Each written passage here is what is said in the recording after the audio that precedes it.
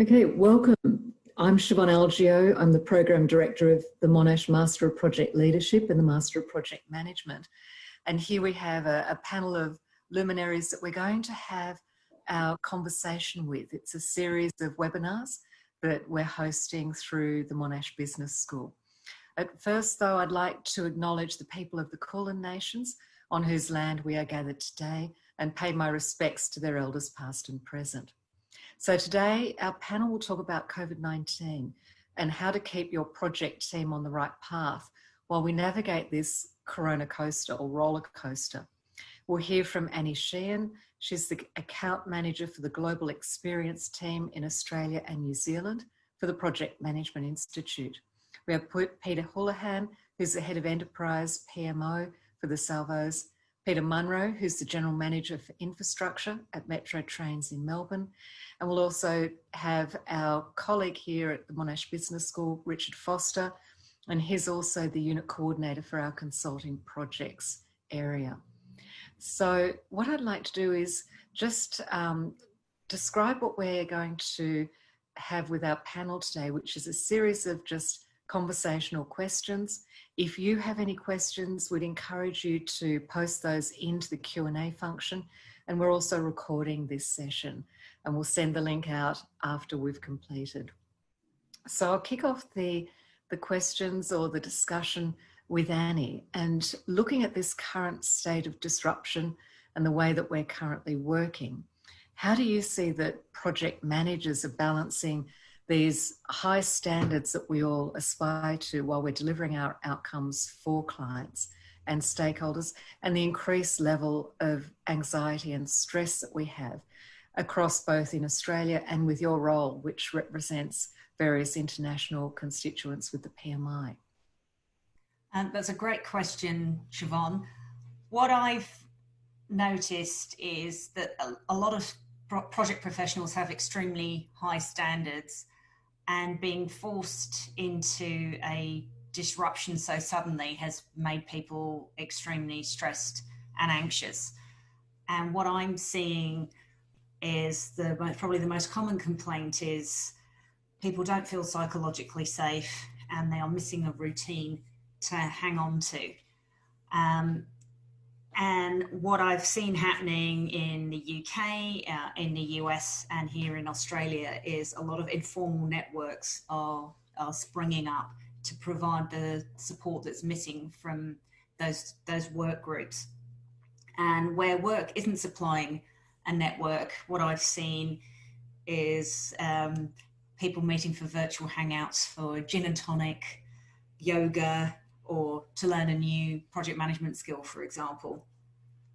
And we're in a situation where there are a lot of groups having a lot of events virtually, and people are complaining actually that they're overwhelmed with events, and that we need to probably be a bit more selective about what's serving us and actually calming us and adding value to us. One of the things as well through the PMI chapter of events is there's an increased number of people who are really concerned about job loss and terrified of losing jobs. And what I'm seeing with recruiters and with organisations is that where one job had been advertised and maybe there were 10 to 20 people applying for it, it's now in the hundreds that are applying. And that what people are really looking for is a level of respect, compassion and reassurance. Overall, from a PMI perspective, hearing from different members and organisations, at the start of COVID, there was a drop in memberships. And then what we've actually seen is that there's been an increase, particularly at the individual level, where there's a bit of a rush for people to update their certifications. And what we're also seeing is organisations are being more discerning and taking longer to hire for positions and being a lot more discerning about capability, and there's less tolerance on waste in projects. So they're expecting more of people. One of my friends in the UK, I'm just going to quote her here. She's a senior project manager and she's been in projects and change for over 20 years. And she said, with the constant changes and the news that you're hearing that's blasted from the radio or the television, she said, some days when things are going well, you feel like you're monarch of your domain and you can achieve absolutely anything. And then the next day you might just feel like sitting in bed and drinking gin and tonic and binge watching Netflix, and there's not too much in between. So what I'm seeing works, that probably the top thing is having a level of routine and having a daily plan and a weekly plan. And then it's that support network that no matter whether you're feeling like you're king of the world or you're feeling like binge watching Netflix, you've got that support network around you that can encourage you, give you a pat on the back and a kick up the bum so you can keep going. So that's what I'm seeing and hearing. Back to you, Chivonne. Penny, I might just jump in there. Notwithstanding the great effort that people are making with G&Ts and Netflix, I think a lot of us can relate to that. I might just take you back to one of your earlier points, though, that I thought took us outside the immediate scope of the way we see project management, really, when you were talking about the impact of unemployment and how people are responding to that. Again, not something we often turn our minds to in the way we just, see our sphere around, the project we're managing or working on any given day. This is something that we don't really plan for and that we don't really expect. So people are barging through a door in their hundreds looking for work, and there are people on the other side of that door that are receiving those applications. And you were saying earlier, they're already feeling a sense of anxiety around the current climate and indeed the economic climate. Just in the last couple of hours, in case people who are listening today or watching today haven't heard, the country, Australia, is now technically in recession. So this is only going to add to this anxiety. How do you think that people who are already feeling a bit anxious about things feel when they are now looking at hundreds of people applying for the same job? Are they actually sitting there thinking, this ain't any good, this could even be me?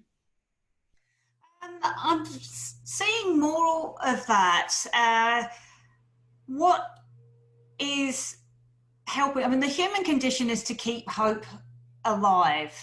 So I have seen people feeling defeatist and saying, there's no point applying for job X because there's going to be 100 other people ahead of me.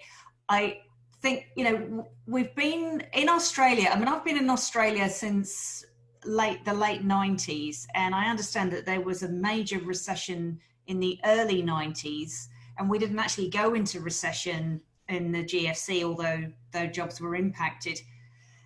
It's important to understand that you need to have hope for the future to dig yourself out of the hole that you're in. And this goes back to what we're talking about in terms of psychological safety. What can you do to control your own destiny, regardless of what's going on around you? So this is where the routine can really help. And, having a plan, even if it's for a couple of months, do that course you always wanted to do, because that will give you another credential. It will also give you a sense of purpose. It will give you a sense of achievement, and it will keep you progressing forward rather than falling backwards. We, as the human race, we have survived many terrible things, natural disasters and world wars, and the Great Depression in the US lasted for 10 years. The human spirit, we need to keep hope alive and focus on what we have in control. And routine in terms of getting up, having a shower, making sure you're having your breakfast, and having those connections, and being human and being kind to yourself. I think those are the important things. And have the hope that apply for that job sharpen your skills, and try not to take anything personally. Those are probably the key things that I would advise. And keep a gin and tonic handy. No, that's not advice. Yeah. Siobhan, this probably feeds nicely into the next question for Peter Houlihan, does it? It does, absolutely. Yeah, if we're looking at the impact on the human behaviour and the human psyche, Peter, Houlihan, you're more than well versed and placed in the work that you're doing at the Salvos. And I think we'd like to explore a little bit further. And there are so many touch points, Annie, that came up in your discussion, which, Richard, you've pulled out on. So we need to maybe cycle back to some of those, and particularly with Peter, your focus on how the project teams are on the front line and they're delivering social services and they're looking at the various mission enterprises that the Salvos are working on, the relief that they're focused on for various emergencies, and the fundraising, and how the project teams are maintaining their sense of momentum and order in this state of disorder. Yeah, thanks, Chivonne, and thanks, Annie, as well. There's some really great insights to start off with, and I think, I guess, just to be really clear, the team that I lead supports the frontline staff in the Salvation Army. So even though we're helping people on the front line, we're not necessarily the people on the front line themselves. And I think that's kind of the first point that I wanted to perhaps talk about was the demand that came through on the services provided by the Salvation Army was pretty huge, right from the start of the crisis. If we think, the rise in or dealing with the homelessness situation, helping with the domestic violence services that we provide, all of which we know, been widely reported, those things have been impacted pretty largely. So we deliver projects into all those teams, and at the same time, so we had kind of a double whammy for our team. So we're dealing with people who are completely stressed out because they've got so much more work to deal with than tragedy and all the other things they have to deal with on a day-to-day basis. But at the same time, we took a decision fairly early on in the process, early in March, to effectively slow down a number of our large projects and cut our envelope for spending for projects as well across the organisation, and that was in support of the organisation's reduction in funding. So we've got more services as an organisation, we've got more to do with less resources, like almost every organisation in the world at the moment. So we had our project staff facing into the two things. So they were both worried about their own job and how they were going to survive, but also having to deal with people in their project teams and people who they were making, who they were impacting through their projects, having to deal with stress as well. How have we managed that? As best we can, really, like everyone else. We've put in place a few things to help.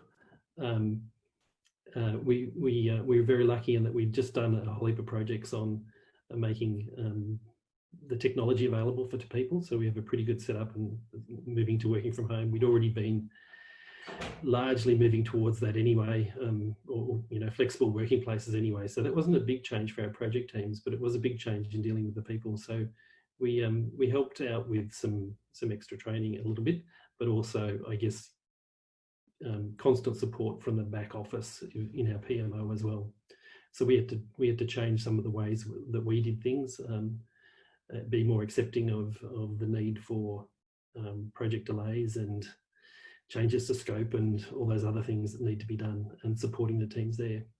I'm also really lucky in the organisation that I work for is that we have a strong sense of ethics going through the organisation and support for people, not only people we deal with, but the staff members in the organisation as well.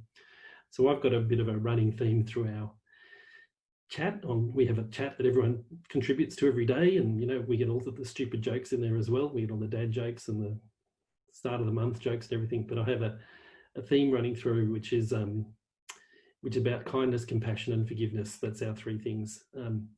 That's not only for, we ask people to apply that for themselves, but also for the people they're working with. I guess we see, and over this course of these few months, we've seen a rise in a lot of, I guess what you'd call them sort of petty grievances coming out and perhaps growing into larger things than they need to. And we just need to come back. I just keep bringing people back to that. Everyone's having a hard time. It's not them. It's probably not you either. They're the things that you'd have a cup of coffee over and figure out in the normal run of the mill. So it's just providing a bit more support into those sort of things. So I think that's kind of the main, the two sort of things that really hit us the hardest. Coming out of that, we've probably had and one of the things I've been really thankful for is that even though we had to let a few people go at the start of the crisis when we scaled back on a lot of work, we've been able to keep most everyone going since then. And that's been because of a rise in the demand for the skills, if not the practice of project management. I don't know whether that came out right, but things that are not necessarily projects, but the skills of being a good change manager and business analyst and project manager have been more in demand than ever. So the ability to understand risk and calculate it properly and anticipate it and put in mitigation strategies, the ability to be empathetic in your change management approaches, and what I call sort of finding the gap between the stimulus and response. So that's the old 7 habits sort of thing. That's what project managers do at their best. And that's what we need in times of a crisis. So that's been the other thing. So I guess the rise of the skill set has been really good. And we've been able to place a lot of people into the business, helping out in things you wouldn't normally call projects, but they've certainly been very valuable to the business. That's a starting point. You touched on something really interesting just a moment ago that I thought stemmed somewhat into things that you had to say. Now, Chivonne's going to bring Peter Munro in at the moment, and I'll be interested to hear what he has to say about this too. But you talked a bit about the issue of communication within the workforce generally, but I guess as much within project teams as well, and how, you mentioned that petty disputes are sort of rising to the top, and there's probably some other challenges with communication as well that are being experienced across the board, simply because we're not all in the same place anymore. And we do have this arm's length, I guess, going on, and it is different. As much as we try, I think, sometimes to treat it as if it's not, we're all on a Zoom session today, we're all seeing each other, but come on, it's not the same, is it? And this is why I think, people's responses are going to differ. And this is exactly what you touched on, Peter. What is it you think that project managers, and I guess managers in general, perhaps across a number of different teams, can do to try to smooth out the difficulties that we're now experiencing in workplace communication in general? Yeah. Sorry, big question. Just from your own perspective. I guess the approach that we've taken, and I guess drawing on some of the skill sets from across the organisation as well, is that it's always helpful if you can name a problem. So we might not have the answer, but if we can come to people and say, we recognise that there is an issue between you two now, let's talk about it. That's a way to at least start the conversation. Or if we point out to people, be aware that of your own defensiveness when people come to you and ask you to do things. I think that's what we've been trying to do. And project managers are, if I can go back to, I don't want to keep on picking on project managers, but project managers have a particular need a lot of the times to ask people what they're doing. You're a project manager, you need to know people on the project, what are they up to? Have they met their times? Are they going to meet their times? Whatever. When you're in the office, you can go up and you can stand next to someone and you can say, what are you doing? Show me what you're up to, and have a discussion about it. When you've had to set up a special meeting to catch up with someone, to ask them that particular question, it becomes something suddenly very more formal, when it was never meant to be. It was just often just a project manager catching up. So we spent a bit of time with project managers to talk them through that, and work through some strategies about how you ask, how do I ask someone in how do I get what I want and not make them defensive? And that's really, you know, a lot of the strategies when you know, I don't claim to be an expert on this, but the strategies are about clearly articulating your needs and the why you need it is the starting point. That doesn't always help. That's just one way to perhaps help a little bit.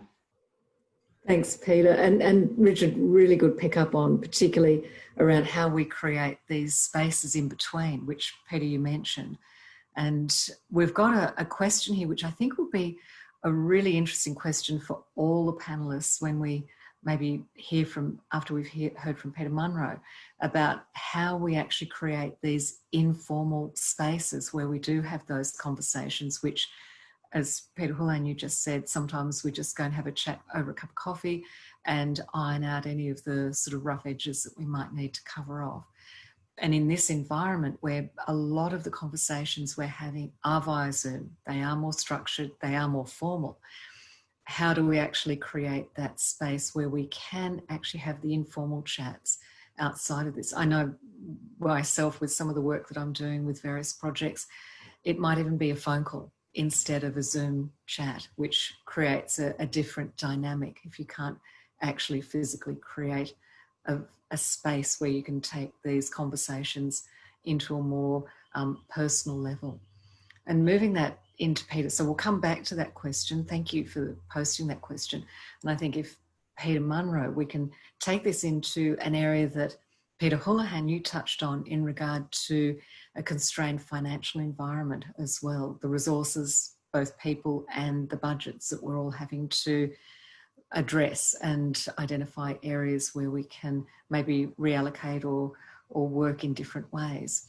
And Pete, you're looking at the major changes that are impacting on the railway or train network and the teams that are actually working on the projects and the ability to offer and continue to offer this essential service with no or virtually almost unseen impact on the public, but also in a lower revenue environment. I mean, you're dealing with a number of different areas there that are going to put those stresses back onto the project team members. How are you managing in all of this? It's interesting, Chivonne. I think it's definitely, it's had us think a lot of different things that we never really anticipated we'd be thinking about. So I guess for us, from the first sort of step in the whole process of going from a normal sort of level of patronage back in sort of January, February to now our trains run at less than 10% of the weekday passenger numbers that we were running at. I think actually just as an interesting aside, I think last week we hit our lowest patronage day in over 20 years. We ran at just 6% of our normal weekday patronage levels. So definitely it's a very different environment for us. Interestingly, it's easier to run empty trains for us than it is the next step, which is to think about how we start to bring people back. So I guess taking those two sort of pieces one step at a time, when we started thinking about how do we keep the network running, we were acutely aware that we run an essential service for Melbourne. And during the times of pandemic, while there might only be 10% of the passengers who were riding on our services compared to what we were running before, those 10% of the passengers are the essential workers who still need to get to work across Melbourne. So we sort of see and recognise we're playing a really vital role to keeping the community functioning during this crisis. So for us, we were starting to think about where our vulnerabilities truly lie to keep the service running. So one of the sort of first ones that we've thought a lot about in different contexts of different types of emergencies before, but we had to rethink how does it work in a pandemic is how we do critical functions like train control. The kinds of functions where we have a really small group of our workforce who, without them, provide the network basically stops. So we had to start to think about how do we make sure that group is well, I guess, as protected as possible from having to interact with different parts of the workforce or other community sort of areas and quarantine them as much as we could so that we could, as far as we reasonably could, sustain the operation throughout Melbourne. So fingers crossed, so far so good. That's worked really well. Thinking a bit more closer to home within my team, we had to rethink how does it work for infrastructure work and major project work during a pandemic. So for us, the work still has to be done. We're still running trains, which means we still have to maintain the railway and upgrade the railway to keep it moving. So the work had to be done. We just had to find ways to do it differently. So that meant, how do we stop our workforces from, say, one depot to another interacting with each other as much as they usually do? How do we redesign the work that they do so that there's more social distancing in place? Where we draw on contractors, how do we change our workforce mix so that we have more regular workers working with us, as opposed to more casualised workers where you're having different people turning up on different sites every day? So starting to try to reduce the numbers of people that are being interacted with across the workforce, so that we reduce the likelihood of one case leading to effectively having a really large chunk of the workforce being put into quarantine. So that's I guess been the first step for us, is keeping things moving, making sure we can continue the operation throughout the pandemic. The next big thing for us then is starting to think about, well, what next? So Melbourne can't function with everybody driving their car to work. I think there's actually there's an interesting article just this week that started to sort of hypothesize a few different scenarios in that space. So we know that for Melbourne to come back to normal at some point, whether that's in 3 months or 6 months or 2 years, that we have to get people back onto our rail network. So we've started really thinking hard about that question, and how do we do that safely in an environment where obviously social distancing looks very different once you get most of the people back onto the train again. We know, for example, that to maintain 4 square metres around each person, that would only be 6 to 8% of the pre-COVID level patronage, which isn't anywhere near sufficient to move Melbourne. If we reduce that gap down to 1.5 metres of distance in terms of like good social distancing guidance, we get up to around about 15 to 20% of our pre-COVID patronage levels. So we know that it's going to be impossible to maintain that level of separation between people once people come back to work and keep Melbourne moving. So we're working hard trying to work out how do we minimise the risks as far as we can. We're exploring different cleaning sort of approaches, so looking for things that where surfaces are being touched on board, or buttons and doors, that type of thing. How we can get greater residual resistance from virus loads and that type of thing. So early days, but there's some good sort of promising products out there that we're trialling out at the moment. We're also really lucky, I think, in Melbourne that while it may not feel that way right now, the fact that the community's so broadly accepted the wearing of masks, I think will be a really big positive for us when passengers come back, because we'll have a really community acceptance that'll be something that we can do, which will help us get passengers back on board again safely when people do start coming back to work. And in some ways, that'll be easier for us than some of the other states where we haven't seen, I guess, the culture change quite as rapidly with the adoption of masks. We're not sort of going to get into a place, or at least we're not at this stage, where we start trying to be overly prescriptive around the way our passengers interact either. We've seen experiences from particularly in New South Wales where they tried to do things like blocking out seats and trying to say sit there but don't sit there. And we kind of found that the people didn't like that very much. And ultimately it created an unnecessary tension on board their vehicles. So we're going to try to do as much as we can to let people work out these solutions themselves, and we'll give as much guidance as we can, but try to get an overall community sort of acceptance of the behaviour of how we'll interact as we go forward, and we'll play our role as far as we can to make that work as well. Peter, you made some interesting points here. One question that came up for me very early in what you had to say, though, was given the nature of your business and given the number of project teams that you'd have to have on the go doing a multitude of different things at any one time, 6 months ago or so, when we first confronted this thing, from that point, how long did it take you to have to re-gear into the way that you're working now? And isn't it indeed a work in progress?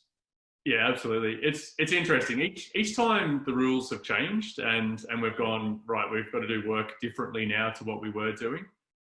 There's been a pretty intense period of around about 2 weeks where everyone gets pretty highly focused on how do we solve this problem and implement something really quickly. So I think just even the most recent example, it might sound minor, but when we went into stage 4 and the permit system for permitted workers was introduced into Melbourne, for us, that was a really complex problem to try to solve. How do we get a permit out to 5,000 people who are doing our work every day? What do we put on the permit, given we've got shift workers who work different shifts every day? We've got people working tonight, for example, when the permit is introduced, and we've got to somehow get them a piece of paper before they come to work. So even just really simple changes like that have been quite complex and required an awful lot of focus from the team to get delivered. What I think we've seen from certainly the entire workforce, the management team, important stakeholders like unions as well, is there's been no, I guess, distractions in how we've had to implement the solutions as we've sort of seen these things have to come out and be delivered. There's a really incredible sort of amount of cooperation and support to get things delivered as we need to do them. I mean, we work in a highly unionised environment, so sometimes making rapid change is challenging. And certainly a lot of the time bringing stakeholders on board and really developing sort of the reasons for change and being able to demonstrate benefit is something that's sort of the process of how we introduce changes. We haven't got time to do that type of stuff this time around, but likewise our stakeholders are recognising that and are being very flexible and willing to work with us to make sure that we can get these things done.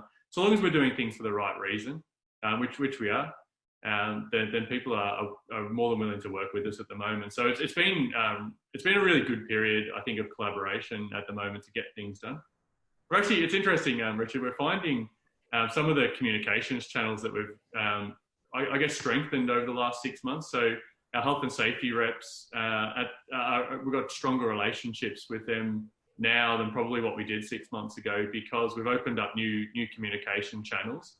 There's really important and critical information flowing up and down through those different channels that we've introduced, and there's a really high level of transparency around the risks that we're facing and the types of controls that we need to introduce to be able to deal with those risks. So we're finding right now that many elements of our workforce are probably more engaged than what they were before, because we've had the necessity of being able to get this rapid change delivered and be quite open and transparent and move swiftly to get it done. Yeah, thanks, Peter. That was a really good insight. And Richard, thank you for asking that additional question, because what seems to be an undercurrent between all of our panellists, between what Annie's mentioned, what Peter Houlihan's mentioned, and Peter Munro just now with what's happening across the metro train network, is clear communication, transparency, and if I can maybe even say as much as authentic conversations where people are actually now being very open about what is actually happening to either what's in the workplace or what's happening within their own restrictive areas where they might not have an ideal setup. So asking for permission for certain pieces of equipment, or how you're going to actually conduct various meetings.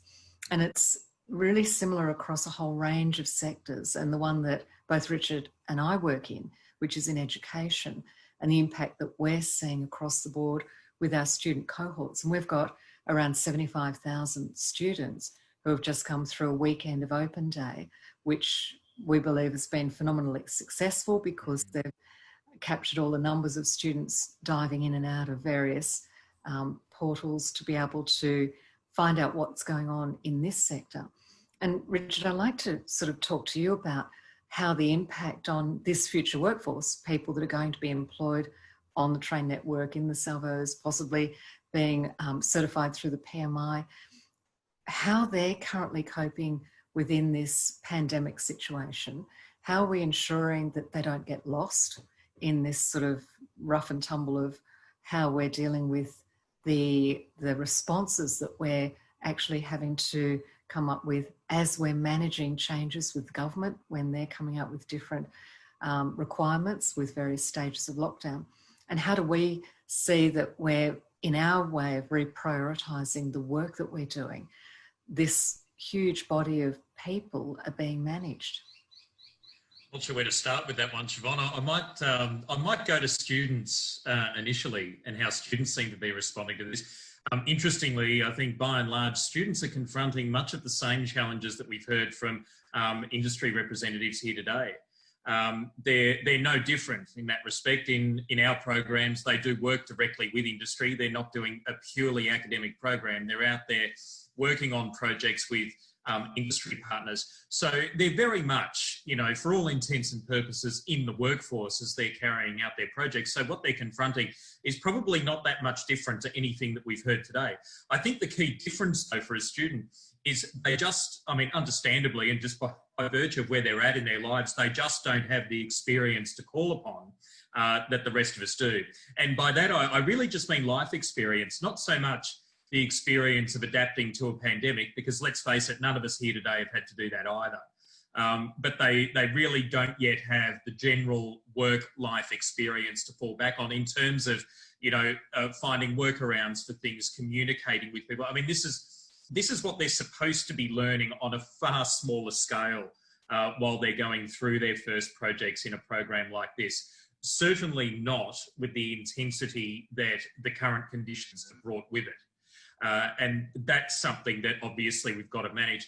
How do we do that? Again, falling back a little on what's already been discussed today, I mean, communication's one of the big ones. Keeping people engaged, keeping people involved. We've certainly had to put our backs into coming up with new, more inventive and indeed more consistent ways of communicating with students. The way that projects had been run up until this year was with a degree of a hands-off approach, I guess, from academic supervisors. We don't want to be a student's project manager. We want the students to be running their own projects. We don't want to be taking responsibility for that.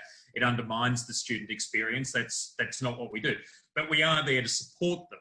So we're very much at the back end of what students are doing on an academic/industry project. That means we're at their beck and call, really.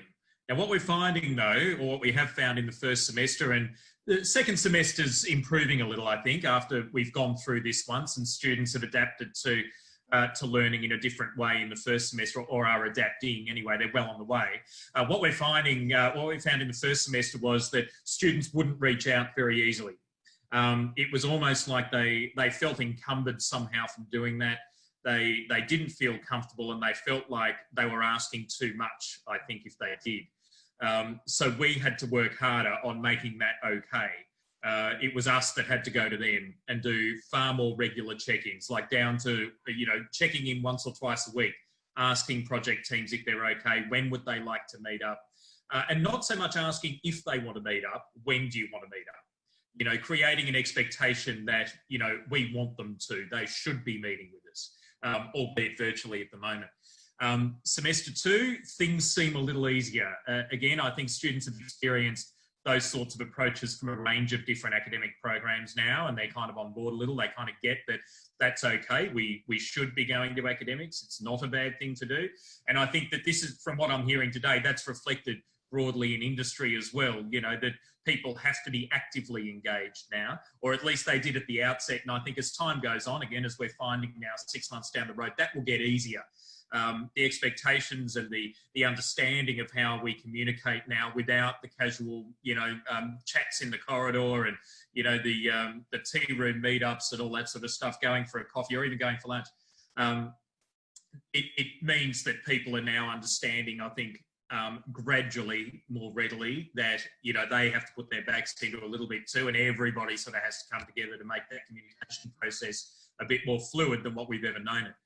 In terms of dealing with industry, it's kind of similar, except you know, industry representatives are seeing it more as we are seeing it, and that is we both have to work a bit harder now. So they're not holding back; they are coming to us. It also it makes it a little bit more tricky, I guess. I mean, I was the sort of person that used to delight in, you know, going out and having a coffee or a lunch with somebody and, you know, having a good old chat about their project over that. Yeah, that's off. We're not doing that. We're not even doing a G&T online, quite frankly, Annie, unfortunately, but I'll work on that because that's a good idea. I think now, though, again, industry is approaching it very much the way we are. And that is, yeah, scheduling more online catch-ups. We try to keep it a little casual in the way that the conversation style goes, but again, we're a few months down the track now. Initially, I think they were grasping at straw as much as we were, but we're 6 months in, and it's not quite the new normal, but it is becoming newly understood, I think.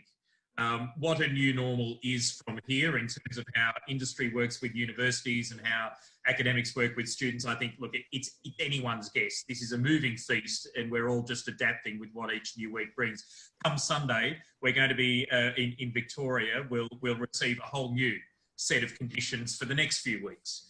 And it's not going to be the same as it is this week. It won't be the same as it is next week. The week after, things will change. And then probably 4 to 6 weeks after that, they'll change again. So we're all sort of needing to stay around a table, very closely engaged at the moment so that we can roll with the punches. I think that's what's being, drawn out of students. It's what's being drawn out of us, and certainly what industry is adapting to. Sorry, long answer to a short question, Chivonne. Thanks, Richard. Yeah, the interesting points that you raised about rolling with it, or the evolution as we gather more information from various constituencies, whether it's government or whether it's health authorities or whether it's just from our own student cohorts or industry partners. We're actually reinventing ourselves, and ideally, I think as Annie was taking this opportunity to look at the opportunities to be able to evolve into a different space and creating different ways of working. And you were talking more, I suppose, in regard to the outward facing, so looking at students, looking at industry partners. Keen to sort of pull out a little bit and then also maybe ask both Peter Munro, Peter Houlihan and Annie, when you're dealing with the people that are immediately being impacted in the areas that you're working in, which you're relying on to be able to deliver the project or the outcomes. And in our case, I suppose, Richard, it is our academic teams and our other contract or sessional staff. How are you engaging with those people to ensure that they're also felt or feeling that they're part of the solution as opposed to the challenges that they might be facing as well? Yeah, I guess when we do hear about challenges that students or industry or other academics are facing, I guess I've always come at it from the point of view that if that was me, sort of raising the challenge, I don't like raising a problem without a proposed solution. And I don't expect everybody to do that, but it is the way that I tend to raise things. So I guess I like drawing that out of people as well. I don't mind if you don't immediately put a solution to me, but I probably will ask you for one. And I won't be putting it in those terms. So, if a challenge is being put to me, whoever it's from, whether it's a student or another academic or industry, it doesn't matter. I'll generally, obviously listen to it intently, get a full understanding of exactly what that challenge is and where it's come from. And I guess in the back of my mind at the moment, I am thinking, just a little test that I'm not going to put out there verbally is, would this have happened a year ago? Yeah, don't know. How much of this is actually, being driven by the current state of affairs, and how much might have been a pre-existing condition? That's going to guide my response to some extent. But then the next step I'm always going to go for is, okay, all right, well, I think I've got a bit of a handle on this now. How do you think it's best to proceed from here? What did you have in mind? And see if they did have anything in mind. Half the time, once they voice the problem, it's often the first time they have actually voiced the problem. They've probably been stewing on it for a week, but they haven't actually told anyone about it yet. And you might be the first one to be hearing about it. So once they've actually voiced it, sometimes it does lead to a fairly natural conclusion for them once it's out of their system a bit. And that's good to hear as well. So I'd like to get that from them first. And that from there, usually able to work with them pretty fluidly on what happens next, whether you agree with their proposed course of action or not. Often I find that it's, I don't tend to hear proposed solutions that are overly objectionable. I mean, sometimes they need to be tweaked a bit, but generally they're probably on the right path anyway. If they're not, okay, well, you need to handle that. But generally they probably do have an intuitive idea of where to go, and it's really just working with them then to make that happen. So I guess involving them very heavily in the solution and giving them ownership of the solution, giving them agency over where they're going from here, not just leaving it up to me or any other individual to determine what is going to happen unilaterally. They need to be actively involved and actually, have a proprietal interest over what the solution is. Yeah, thanks, Richard, and possibly creating the space for that to occur. Yeah. In a lot of circumstances, we may have, and this is across the board in industry as well, had the opportunity to have those personal or physical conversations with coffees or lunches or whatever so we can fall back on almost the relationships that we've developed pre-COVID.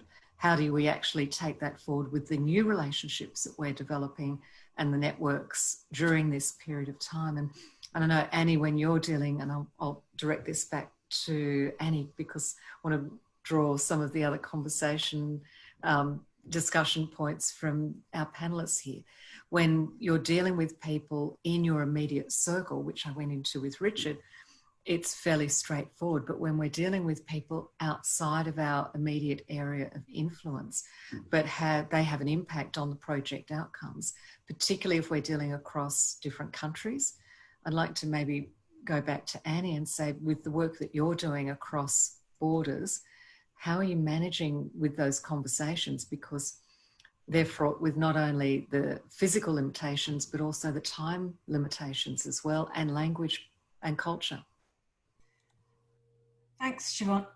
I think probably in terms of preparing for catching up with somebody who is not from your hometown is being aware of what's going on in their location. So, for example, I do a lot of work with a group who are based in San Francisco, and they had extreme lockdown, months ago, and the kind of thing that we're experiencing now. And then a couple of weeks ago, they had bushfires on top of that, and it's finding what's actually topical for them and what's making them anxious.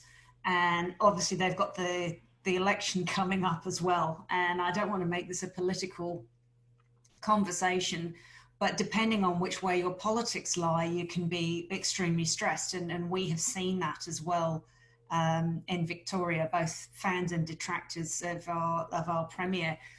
I think it's really important to demonstrate that empathy and listening that Peter Houlihan was talking about, with the kindness and compassion, and not necessarily jumping to solution. It is actually just kind of meeting them where they're at, and here's some things that are triggers for people who are oversensitive at the moment.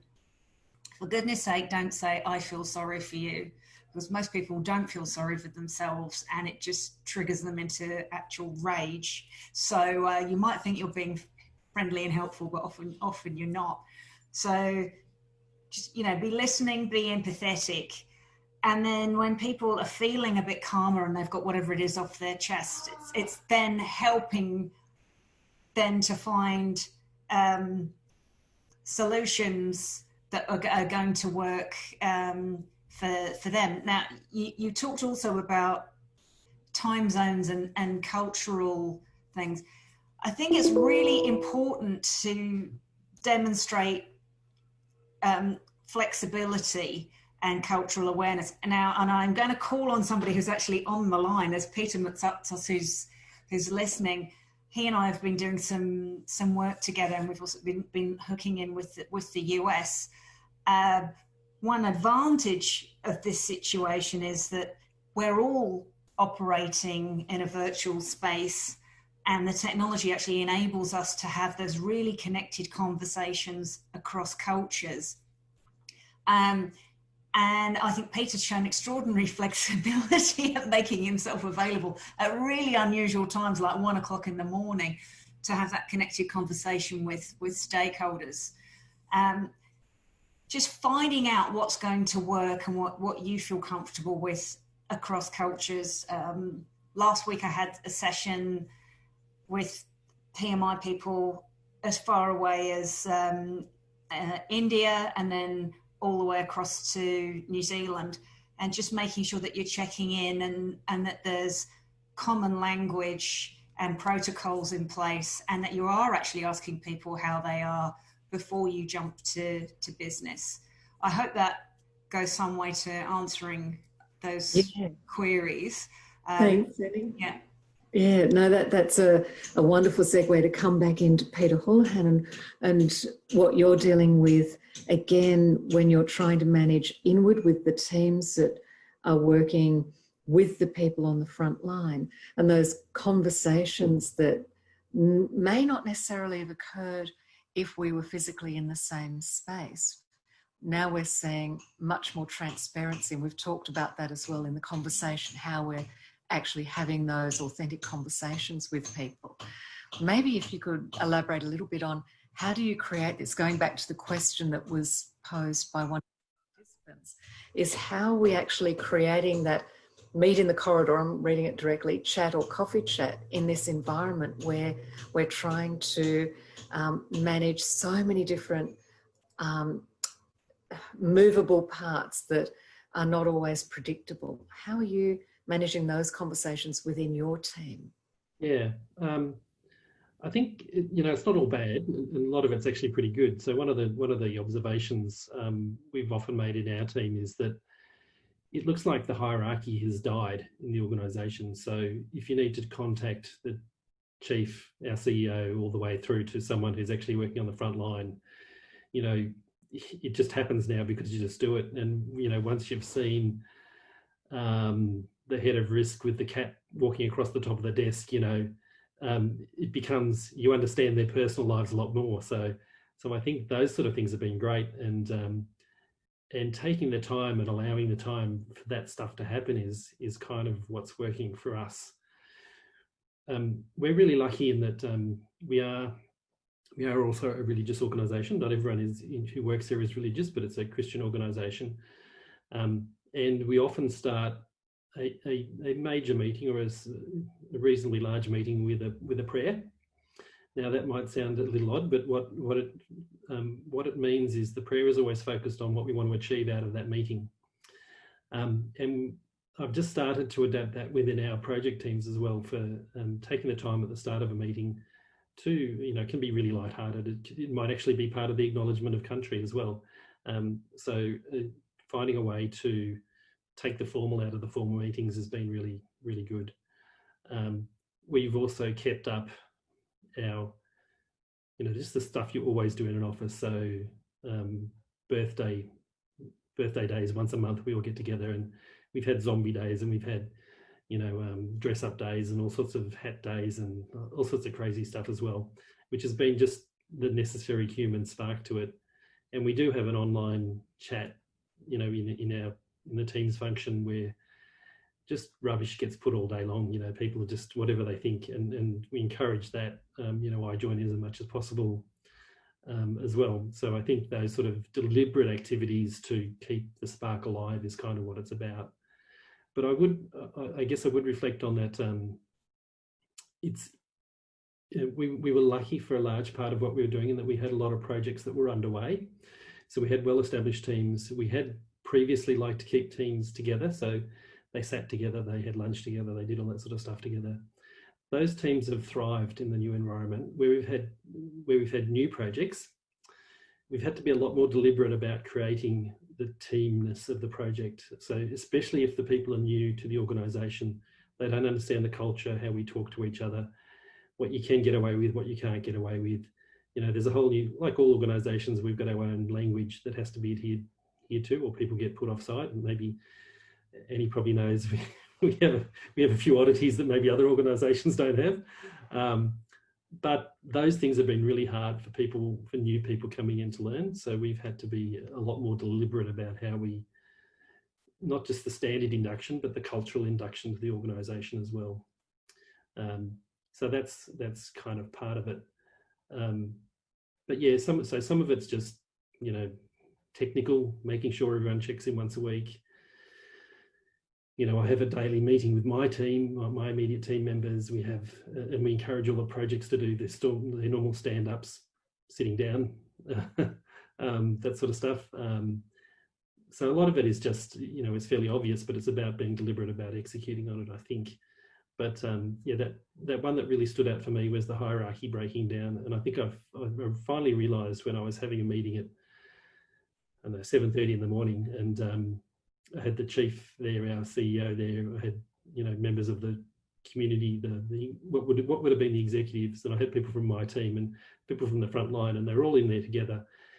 And we probably spent the first 15 or 20 minutes, and it was just a chat. It wasn't anything more than that, and that would never have happened in the old way, because it would have been, we've gone in for a meeting with the chief, or we have to be on, we have to be sitting up straight and held to attention. So that this destruction of the hierarchy has just happened almost overnight. It was great to see. Yeah, it'll be fascinating to see when shift and change again, how that's going to play out in the future of the workforce. So I'm sure there's a lot of sociologists and organisational behavioural specialists that are observing and seeing what's going on here. And Peter Munro, I'd like to we're coming up to about 3 minutes or so before we close, but I'd like to maybe ask in regard to that diverse network of people that you're working with across metro trains in Melbourne, who are doing shift work, who are maybe doing office work and everything in between, and how you're able to effectively bring those people together when in the past you might have been able to physically go and meet and talk with them. How are you managing that? Because if you're dealing with those types of round-the-clock team members, how do you manage to get some sort of order out of this fairly disorganised or a destabilised environment? It's tough, and to be honest, it was tough even without a COVID pandemic thrown into the mix. Was how do you get to a workforce where there's language diversity, there's location diversity, there's physical time of day diversity. So for us, one of the sort of things we used to do a lot was rely on managers getting out there and doing as much face-to-face briefing as we could, because that gave us consistency of messaging. We can't rely on that like we could before. So what we found was we were getting previously our managers all together, around about 100 people or so every 3 months for effectively the information sharing. And then the months in between, we do a bit of professional development. At the beginning of the pandemic, a lot of that just stopped because ultimately this was only going to be around for a few weeks and then things would gradually go back to normal. After 4 or 6 or 8 weeks, it became clear that wasn't going to be the case. So we had to work out how we adapted. So we now run a shorter forum rather than an all-day forum to bring those people together. We run an hour and a half every fortnight, and it's much more concise, much more pushing information up and down the line much more effectively. They don't have the intimidation of having to raise their hand in front of a crowd anymore. Now they just pop something on the chat and everyone can get information flowing much faster. So what we're finding now is we're relying much more on those frontline team leaders and supervisors to be delivering the important messages and also bringing back important questions for us, which perhaps we weren't relying on quite as much in the past as what we were doing. What we also have sort of seen was one of the important sort of controls we have around sort of safety issues is people going out there and seeing what's going on. Again, in the early days of the pandemic, we really sort of scaled that back a lot. We didn't want to have unnecessary people out on our sites and risk transmission. But what we've seen, I guess, as time has gone on, is people have become sort of comfortable and somewhat even a little bit complacent in some ways. So we've actually weighed up the different sort of risks that we face, and we're reintroducing at the moment more of those interactions, because when we weigh up the different risks that people face, I'm always terrified about someone being hurt on a site just as much as I am about a pandemic transmission out on site. So we've had to readjust the balance of how we're communicating our safety messages and how we're interacting in that space as well. So where we effectively eliminated it at the beginning of the pandemic, now we're finding a new sort of sweet spot where we're trying to deliver both objectives as well. So I guess what we're learning as we go, we're changing the settings, but ultimately we've found we've needed more frequent communication. We've needed to get much more of the communication delivered through our frontline managers rather than our middle and senior managers. And certainly, while we can get away with sort of taking a bit of a pause on how we're dealing with safety in the short run, we certainly, now we're 6 months in, we need to get really focused on that again, because there's more things going on that can harm people than just COVID. It's one of the big sort of realizations we've had over the last couple of months. Yeah, thanks, Peter. Now we're right on time, so that's a perfect segue. I'd like to thank Annie, Peter Houlihan, Peter Munro and Richard, and to the audience for participating, joining us today for the question that we got. The recording will be available to you. We'll be sending that out soon, and we'd like to say have a great day, and we hope you've learned a few lessons from this conversation. Thank you.